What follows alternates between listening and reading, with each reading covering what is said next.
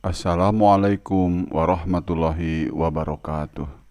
Alhamdulillah, assalatu wassalamu ala rasulillah Sayyidina Muhammad wa ala alihi wa ashabihi wa mawalah. Amma ba'du ayuhal hadirun ittaqullaha la'allakum tuflihun. Pada kesempatan ini marilah kita membahas tentang aspek yang mendasari penentuan masa pembayaran nafkah idah dan mut'ah. Baik teman-teman mahasiswa, para santri, dan saudara-saudaraku yang saya cintai, tidak sedikit di pengadilan agama sudah mempraktekkan dan menentukan masa pembayaran mut'ah dan idah, dan masih banyak yang tidak menentukan, yang akhirnya majelis hakim akan bingung sendiri. Belum lagi tidak ada aturan yang menjamin akan dibayarkan nafkah idah dan mut'ah oleh pemohon atau suami kepada termohon atau mantan istri. Karena tidak sedikit dalam realita setelah selesai pengucapan ikrar talak tersebut, pemohon pergi dan tidak diketahui kemana rimbanya. Sedangkan mantan istri atau termohon harus menjalani masa idah dan kebingungan dalam mencukupi kebutuhan hidupnya, terutama dalam masa idah yang memagarnya. Demikian ditinjau dari perspektif Maqasidus Syariah, maka seorang mantan istri selama dalam masa idah wajib diberikan nafkah. Karena tanpa adanya nafkah, maka mantan istri tersebut akan berada dalam kondisi bahaya disebabkan tidak adanya nafkah.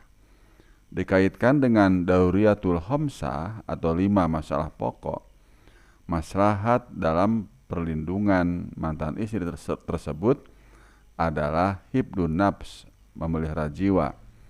Juga bisa dilihat Fauzan Maqasid Nafkah Idah halaman 4. Sehingga hal ini membuat mantan istri bingung dan akhirnya mengadu ke pengadilan agama, mempertanyakan hak nafkah idah dan mut'ahnya. Bagaimana tidak, senyatanya pengadilan agama telah membebankan mantan suaminya untuk membayar nafkah idah dan mut'ah yang tertuang dalam putusan. Dalam kondisi realita yang demikian, bagaimana sikap pengadilan agama atas putusan tersebut?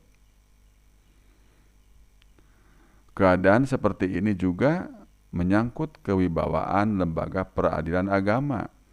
Presiden yang ditangkap oleh masyarakat nantinya bisa jadi putusan pengadilan agama ternyata tumpul atau tidak bergigi. Dan bagaimana memberikan perlindungan bagi wanita yang ditalak suaminya tersebut? Realita tersebut memang bersifat kasuistis. Namun bisa jadi di pengadilan agama di daerah seperti itulah yang kadang atau bahkan sering ditemui di lapangan, sehingga menjadi problem yang dilematis bagi penegak hukum yang berada di lapisan bawah, yang tentunya berhadapan langsung dengan pencari keadilan atau justice balance. Bisa jadi banyak problem lain yang senada dengan kasus di atas. Oleh karena itu, perlu adanya pemikiran hukum yang bisa jadi merupakan sebuah terobosan atau rekonstruksi hukum guna memberikan solusi hukum atas permasalahan tersebut. Dalam hal ini, maka harus adanya aspek argumentasi ilmiah yang melatar belakangi penentuan masa pembayaran mut'ah dan nafkah idah yang dilakukan sebelum melakukan ikrar talak, yaitu pertimbangan dari aspek yuridis, aspek filosofis, dan aspek sosiologis.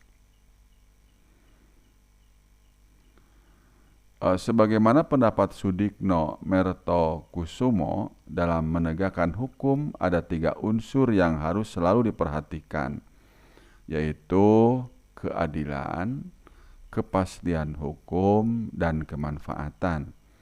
Demikian juga putusan hakim untuk menyelesaikan suatu perkara yang diajukan di pengadilan, bahwa putusan yang baik adalah yang memperhatikan 3 nilai unsur itu, yaitu unsur filosofis, yaitu keadilan, kemudian unsur yuridis atau kepastian hukum, dan unsur sosiologis atau kemanfaatan.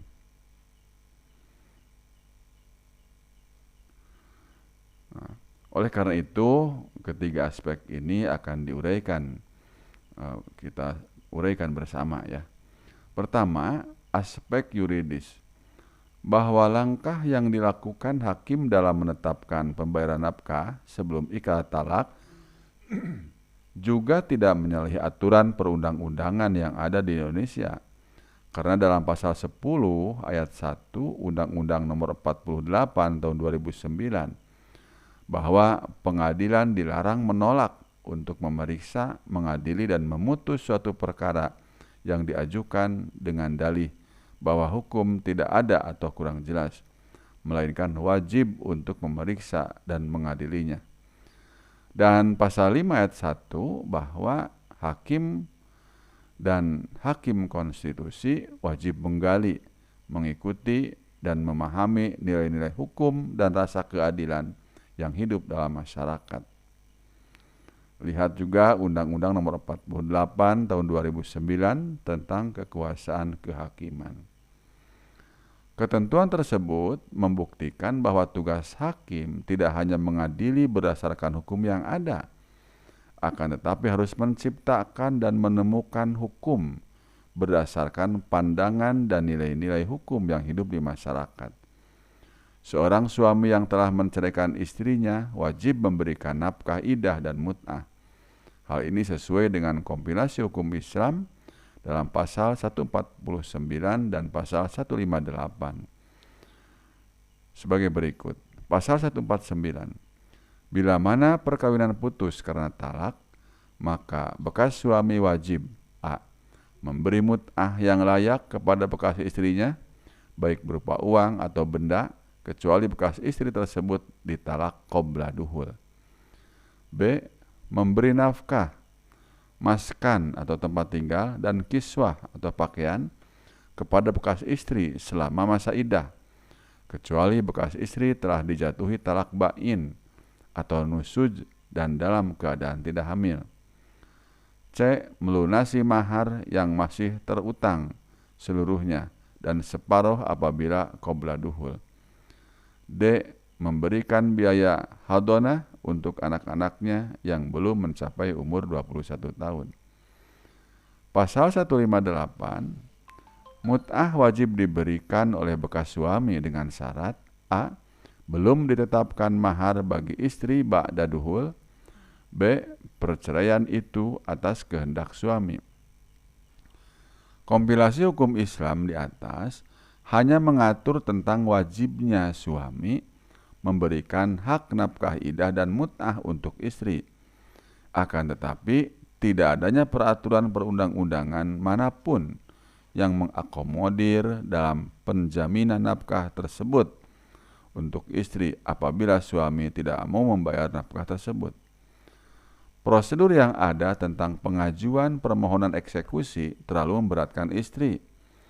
Nafkah yang harus diperjuangkan tidak sebanding dengan yang dikeluarkan untuk biaya mengajukan permohonan eksekusi. Oleh karena itu, disinilah kekurangan dari undang-undang yang ada. Perlu adanya pengkajian ulang untuk merubah atau merevisi agar diatur juga tentang kapan nafkah istri diberikan dan tindak lanjut apabila suami tidak bisa membayar nafkah istri setelah perceraian. Dalam hal ini, kita berpendapat bahwa langkah yang diambil majelis hakim tersebut memang telah sesuai dengan teori normatif dogmatik bahwa tujuan hukum semata-mata untuk menciptakan kepastian hukum dan melegalkan kepastian hak dan kewajiban seseorang. Kedua, aspek filosofis, bahwa pertimbangan pembayaran nafkah idah dan mut'ah yang dilakukan sebelum ikrar talak merupakan ijtihad dari hakim secara kolektif. Kebijakan tersebut dilakukan sebagai langkah dalam menegakkan hukum dan memperjuangkan hak nafkah istri yang seharusnya dipenuhi oleh suami. Ijtihad hakim diperbolehkan dalam hukum Islam. Hakim diposisikan sebagai mujtahid yang harus mengambil kesimpulan dan menetapkan hukum. Ijtihad seorang hakim diharamkan apabila perkara yang sudah ada hukumnya dan telah ditetapkan berdasarkan dalil-dalil yang qat'i.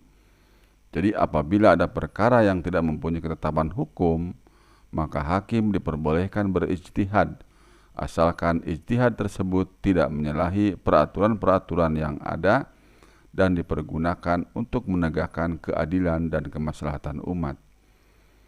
Pemberlakuan peraturan perundang-undangan tidak luput dari dasar ketentuan filosofis yang menyangkut pandangan mengenai inti atau hakikat dari kaidah hukum. Dalam hal ini untuk menjamin keadilan, ketertiban, dan kesejahteraan. Ijtihad yang dilakukan hakim tersebut merupakan upaya untuk memperjuangkan keadilan dan kesejahteraan dengan menetapkan pembayaran nafkah sebelum ikrar talak. Ijtihad hakim tersebut juga sesuai dengan tujuan hukum, yaitu teori etis yang semata-mata mengedepankan keadilan. Hal ini berdasar pada Iustitia est constant et perpetua ius sum quici tribur, yang artinya memberikan kepada setiap orang apa yang menjadi bagian atau haknya. Dudu Duswara Mahmudin, Pengantar Ilmu Hukum, sebuah sketsa, Bandung, Repika Aditama 2003, halaman 22-23. Hak istri mendapatkan nafkah dari suami hingga masa idahnya selesai, dan upaya hakim dalam penanggulangan kecurangan suami melalui penetapan pembayaran nafkah sebelum ikrar talak. Ketiga, aspek sosiologis bahwa langkah hakim dalam memperjuangkan nafkah istri adalah melalui pendekatan persuasif, tidak serta-merta dihukum untuk membayar dengan jumlah yang ditentukan, akan tetapi juga melihat segi kemampuan dan kesanggupan pemohon untuk membayar, sehingga tidak ada alasan bagi tidak mampu, sedangkan pihak yang dibebankan membayar sanggup dan menyetujui, dan yang menerima juga legowo tanpa ada yang merasa rugi dan dirugikan, sehingga mencapai kemanfaatan bagi kedua belah pihak yang berperkara. Nah, metode yang digunakan majelis hakim tersebut merupakan upaya untuk memperjuangkan nafkah istri dan sudah efektif karena dari para pihak tidak ada yang merasa dirugikan. Langkah tersebut juga senapas dengan teori utilitas bahwa tujuan hukum semata-mata untuk menciptakan kemanfaatan. Demikian teman-teman bahasan kita pada kesempatan ini tentang aspek yang mendasari penentuan masa pembayaran nafkah idah dan mut'ah. Semoga bermanfaat. Wassalamualaikum warahmatullahi wabarakatuh.